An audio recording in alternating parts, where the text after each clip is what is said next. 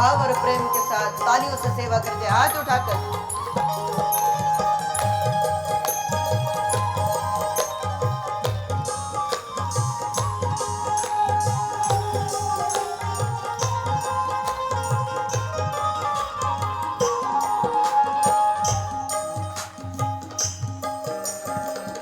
पवन तनय शंकर हितकारी, पवन तनय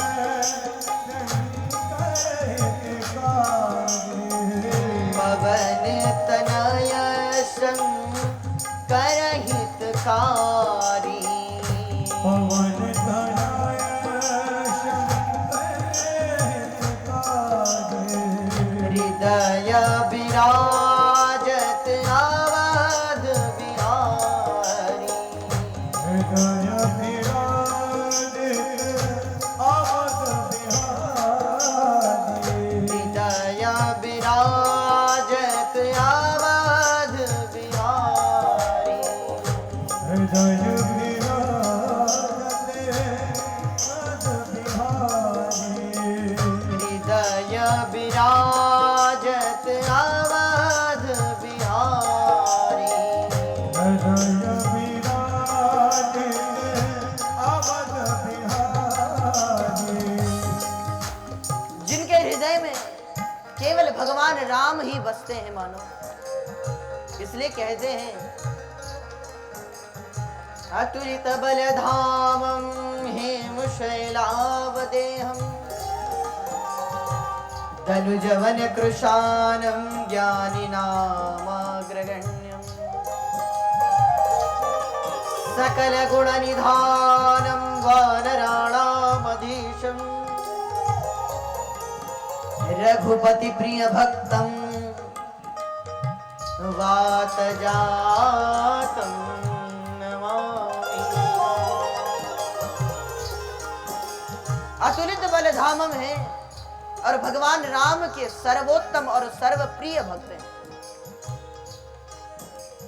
इसलिए ऐसी हनुमान जी की हम सब लोग वंदना करते हैं, जो भगवान राम के चरणों में जिनका सदैव निवास स्थान है। और जैसे भ्रमर सदैव पुष्प पर आरूढ़ रहता है, वैसे ही जो सदैव राम भक्ति में लीन रहते हैं, ऐसे हनुमान जी को हम कोटि कोटि शत शत प्रणाम करते हैं। मंगल मूर्ति मारुति नंदन, मंगल मूर्ति मारुति नंदन, सकल अमंगल मोल निकंदन, सकल मंगल मोल निकंदन।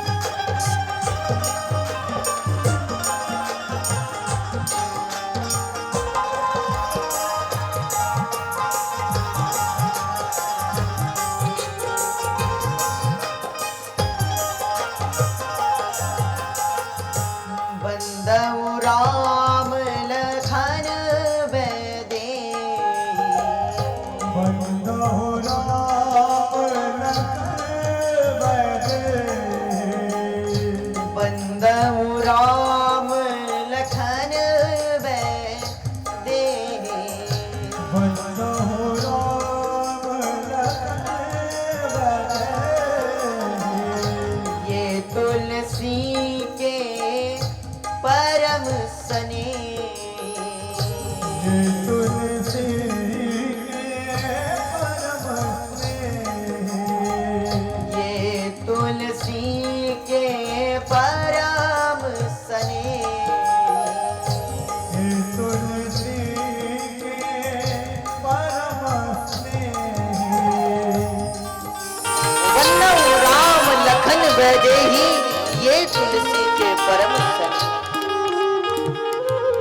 तुलसी जी इस पंक्ति में इस बात का स्वीकार वृंदावन में करते हैं। वैसे भक्ति करना बहुत अच्छी बात है। बंदौ राम लखन बैदे, प्रणाम करो। और भक्ति का एक लक्षण है, हमारे यहाँ कहते हैं पूजा सबकी करो पर अपना इष्ट एक होना चाहिए। कोई इष्ट एक होना चाहिए कि नहीं? अब गजेंद्र था, आप भागवत के अष्टम स्कंद में कथा सुनेंगे गजेंद्र की। गजेंद्र का जब पग पकड़ा ना ग्राहन, तो थोड़ी देर विष्णु भगवान को बुलाया, सोचा ये नहीं आ रहे तो शंकर भगवान को बुलाया। अब एक बेचारे जब तक चलने को तैयार हो तब तक दूसरे को बुला लिया। अब वो परेशान कि हम जाएं कि बगल वाले, इसीलिए कोई नहीं जा रहा था। बहुत बड़ी स्तुति की गजेंद्र ने, कोई नहीं गया। अंत में भगवान विष्णु ने सोचा कि विष्णु मतलब व्यापक, जो किसी की स्तुति नहीं वो हमारी, तो हम ही चलते हैं। इसीलिए इष्ट एक होना चाहिए। दो नाव पर सवार होते हैं जो लोग, वो डूब जाते हैं। इसीलिए पूजा सबकी करो। ऐसा नहीं है कि आप राम जी के भक्त हो तो कृष्ण की पूजा मत करो। कृष्ण की पूजा करो, सबकी पूजा करो, पर सबसे एक आशीर्वाद मांगो। महाराज हे भगवान, एक आशीर्वाद देना, अगर राम जी के भक्त हो तो हमारे राम जी के चरणों में अति अनुराग हो जाए, अति भक्ति हो जाए, ये वरदान। श्री तुलसीदास जी महाराज जब अयोध्या जाते हैं तो राम जी को जब प्रणाम कर रहे हैं तो आंखों से जल बह रहा है, रो भी रहे हैं, प्रणाम भी कर रहे हैं। सार्थक भक्ति है ये, जिस भक्ति की बात भगवान कपिल देव तृतीय स्कंद में कहते हैं। भक्ति योगो बहुविधो मार्गैर्भामे भाव्यते, स्वभावा गुण कर्मेण पुंसां भावो विवद्यते। तुलसीदास जी जब प्रणाम कर रहे हैं, राम जी के दर्शन कर रहे हैं, तो वो नेत्र बह रहे हैं, नेत्र से अश्रुधारा हो रही है, रो भी रहे हैं, प्रणाम भी कर रहे हैं। और जब तुलसीदास जी, किसी ने कहा महाराज चलो वृंदावन भी होते चले, तो वृंदावन आए। वृंदावन में जब बांके बिहारी जी को देखा, प्रणाम तो किया पर उस भाव से नहीं जिस भाव से राम जी को किया। तो किसी ने कहा महाराज ये भेदभाव क्यों? भाई वही रघुनाथ है और वही यदुनाथ है, दोनों में कोई अंतर नहीं। तो तुलसीदास जी ने कहा कि हम मानते हैं कि वही रघुनाथ है और वही यदुनाथ है, पर लेकिन कित मोरनी कित चंद्रिका कित गोपी इनके साथ, पर तुलसी मस्तक तब नमे जब धनुष बाण जो हाथ। भले ही बंसी भी है, गोपियां भी है, सब ठीक है, पर हम तो तब प्रणाम करेंगे मन से जब ये हाथ में धनुष उठाएंगे। वैसे राम जी और कृष्ण जी अवतार भगवान विष्णु के ही हैं, हाँ? स्वरूप दोनों एक के ही हैं, पर लेकिन एक तो सीधे, वो बात भी करें तो सीधी सीधी राम जी, काम भी करें तो सीधा, उनकी कथा भी सुनो वो भी सीधी, कुछ बोले तो वो भी सीधा सीधा बोला कि भाई ये बात है, ऐसा करना है। कुछ करना भी हो तो वो भी सीधा सीधा। पर भगवान कृष्ण, उनका नाम भी तो टेढ़ा कृष्ण, काम भी करे तो वो भी टेढ़ा, और उनकी कथा सुनो तो वो भी टेढ़ी, वो कुछ कहे वो भी टेढ़ा। इसीलिए एक तरफ तो कहते हैं कि एक तरफ क्रिया करते हैं, कई बार गोपियों के साथ ब्रजमंडल में माँ यशोदा बांध देती है उखल से, और दूसरी ओर कहते हैं हम ही भगवान हैं। ये भी कहते हैं कि हम भगवान हैं, और दूसरी तरफ बालकों जैसी क्रिया भी करते हैं। इसीलिए स्वरूप एक है, तत्व एक है, पर क्रिया दोनों की बिल्कुल विचित्र तिरछी। इसीलिए उन्हें बांके बिहारी कहते हैं, खड़े रहे तो भी तिरछे। इसीलिए तुलसीदास जी ने कहा हम तब प्रणाम करेंगे, पहले सीधे खड़े रहो, सीधी बात करो और अपने हाथ में धनुष उठाओ। इसीलिए ये भक्ति आज तुलसीदास जी वर्णन करते हैं, किसे प्रणाम करते हैं।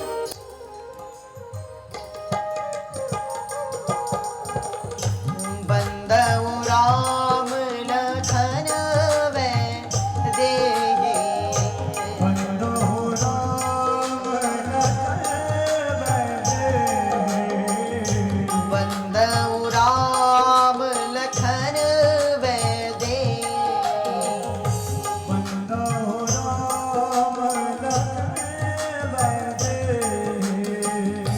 ये तुलसी के परम स्नेह, ये तुलसी के परम स्नेह, ये तुलसी के परम स्नेह, ये तुलसी के परम स्नेह।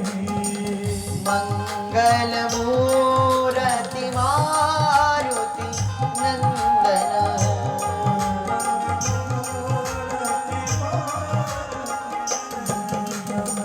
सकल अमंगल मोल निकंदन, सकल अमंगल मोल निकंदन, सकल अमंगल, सकल अमंगल, सकल अमंगल मोल निकंदन। बोले हनुमान जी महाराज की जय। जय श्री राधे श्याम।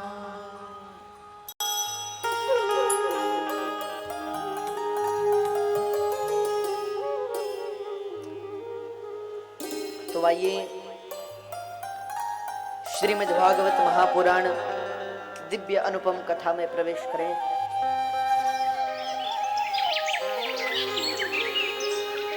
श्री शुकाचार्य कहते हैं, कथा सुनने का अवसर हर किसी को भी प्राप्त नहीं होता। भाग्योदयेन बहुजन्म समर्जितेन सत्संगमं च लभते पुरुषो यदा। कथा सुनने का अधिकार और कथा सुनना हर किसी के भाग्य में नहीं है। इसीलिए कहते हैं भाग्योदयेन बहुजन्म समर्जिते। और हम आप सब लोगों के भाग्य की सराहना करते हैं। अहो भाग्य हैं हम सब लोगों के जो भगवान की कथा सुनने का अवसर प्राप्त हो रहा है।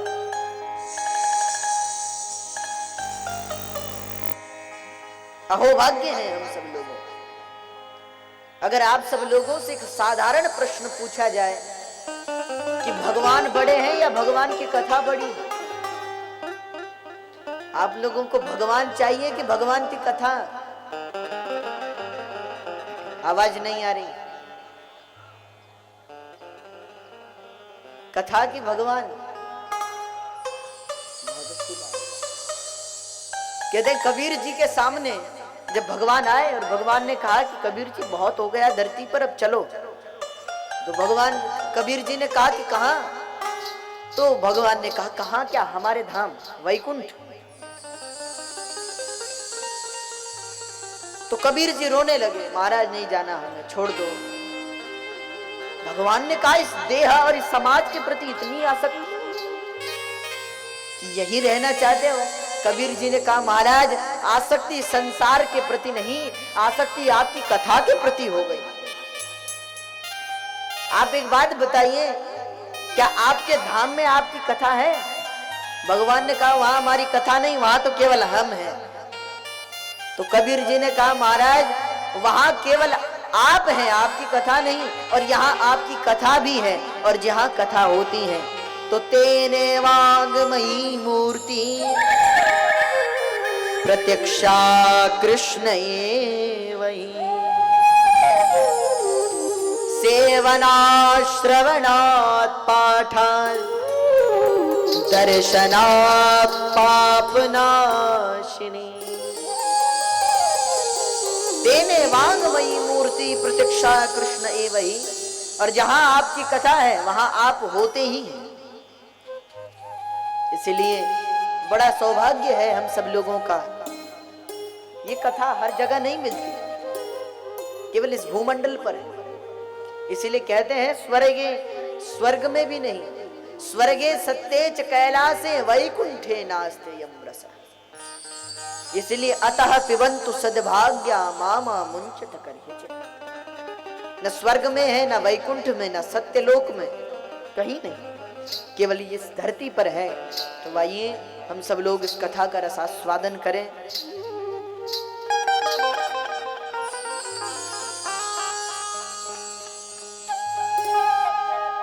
तो इस कथा का पान करने से पूर्व कथा के बारे में जान लेना आवश्यक है। वैसे तो भगवान गीता जी में कहते हैं कि कर्मण्येवाधिकारस्ते मा फलेषु कदाचन, कर्म करते चलो, फल की इच्छा मत करो। पर हम ऐसे हैं, जरा सोचो, क्या हम ऐसे हैं? कितने लोग हैं जो इस सिद्धांत को जीवन में अपनाते हैं? हाथ उठाओ जरा। ऐसा कोई भी नहीं है समाज में, क्योंकि कर्मण्येवाधिकारस्ते मा फलेषु कदाचन। हम कथा सुनने बैठे हैं, क्यों सुनने बैठे हैं? इसका भी एक प्रयोजन है।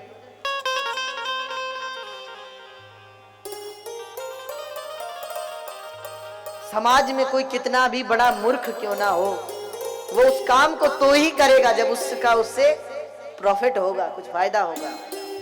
हमें अगर किसी काम को कराने से कोई फायदा है तो हम उस काम को कराएंगे। भाई हम कथा सुन रहे हैं, क्यों सुन रहे हैं? ऐसे ही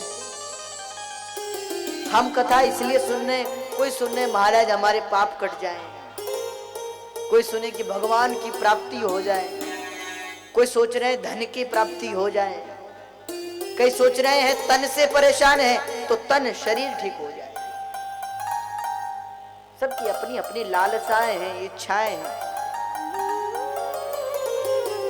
इस सिद्धांत को अपनाना तो केवल परमहंसों की बस की बात है, बाकी हम लोग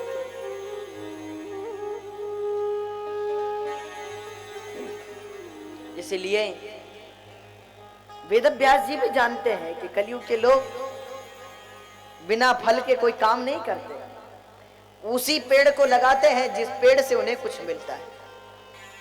अपने घर के आगे किसके पेड़ लगाओगे? कोई आम के पेड़ लगाए, बबूल का पेड़ कोई लगाएगा? कोई नहीं लगाएगा। क्यों? आम से प्राप्त करने की लालसा है, पर उस दूसरे से वृक्ष से नहीं। इसलिए श्री वेदव्यास जी महाराज कथा से पूर्व कथा की महिमा बताते हैं। इस कथा को सुनने से जीवन कैसा होगा।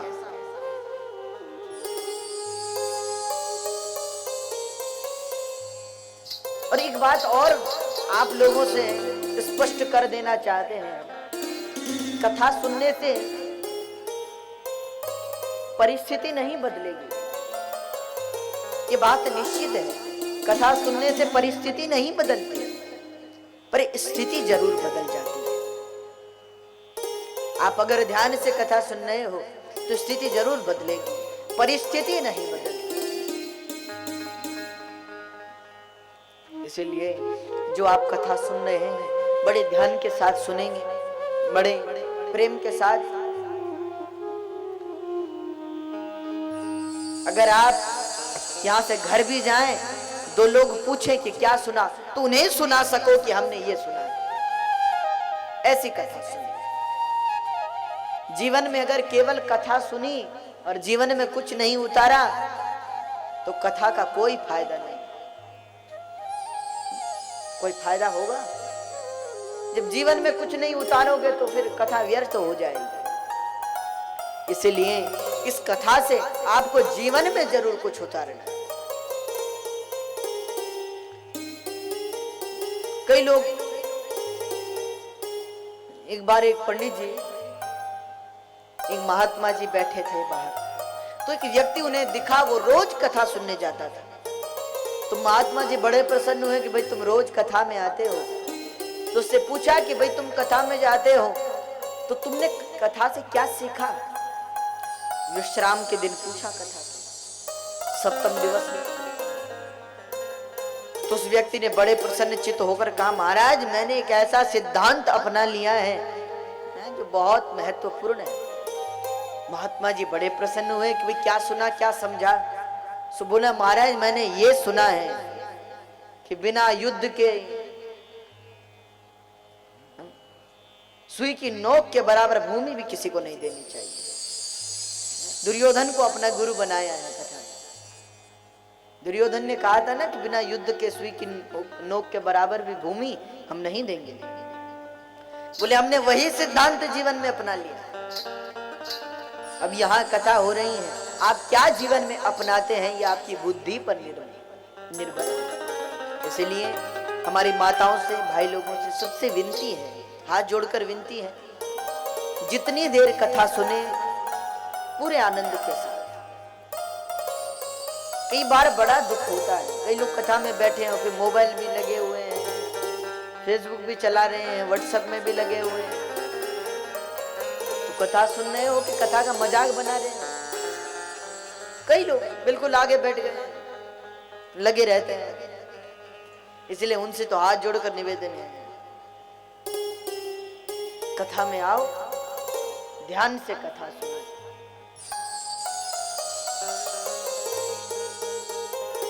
तो आइए सर्वप्रथम बड़े सौभाग्य के साथ जो कथा यहाँ पर हो रही है,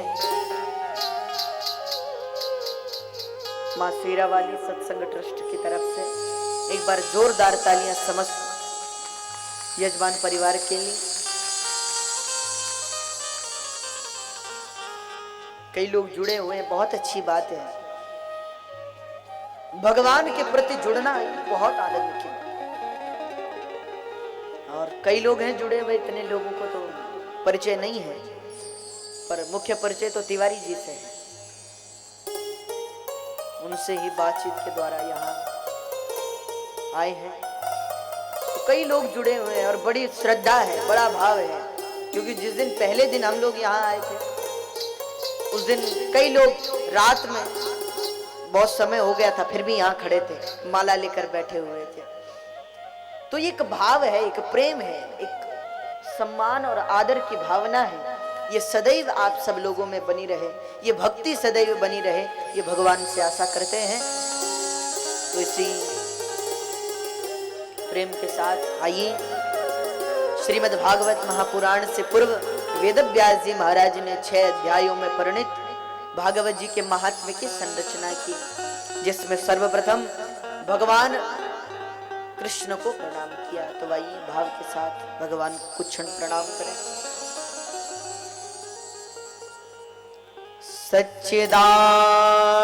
सच्चिदानंद रूपाय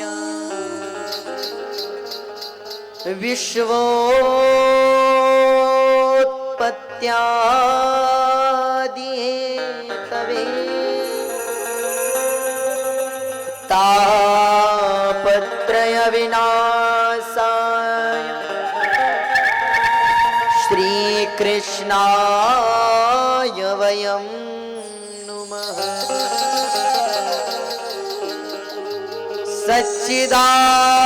सच्चिदानंद रूपाय विश्वोत्पत्त्यादि हेतवे तापत्रय विनाशाय श्री कृष्णाय वयं नुमः।